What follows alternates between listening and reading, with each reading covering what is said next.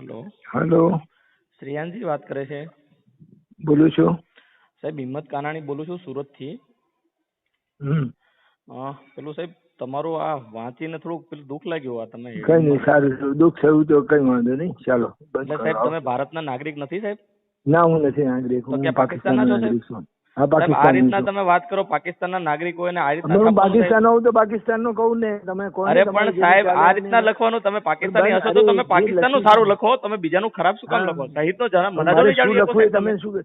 તમને ફોન કરતા હું કહું એ રીતે તમે ફોનમાં વાત કરો છો? નહીં તમે જો સાંભળો તમે કેવી રીતના વાત કરો એટલે તમે પાકિસ્તાનના નાગરિક હોય તમારી રીતના આ રીતના વાત કરવાની હોય. મારે જે રીતે તમારે આ રીતે વાત કરવાની, તમને મારે સદા છો મને ફોન કર્યો, મેં તમને કહું છું તમને ફોન કરો. અરે ભાઈ ભારતના નાગરિક છો, લોકશાહીનો ચોથો સ્તંભ છે તમારો, તમે આ રીતના વાત કરો એટલે જવાનો શહીદ થયા એની વિશે તમે આવું લખો સાહેબ?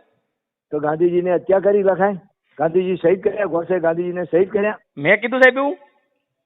ગાંધીજીને ગોડસે શહીદ કર્યા કહેવાય? હું એમ કઉ છું, મેં લખ્યું એવું. હું એમ કઉ છું ગાંધીજીને ગોડસે શહીદ કર્યા. હું તમને એમ કઉ છું એવું મેં લખેલું છે, તમે મને કહો.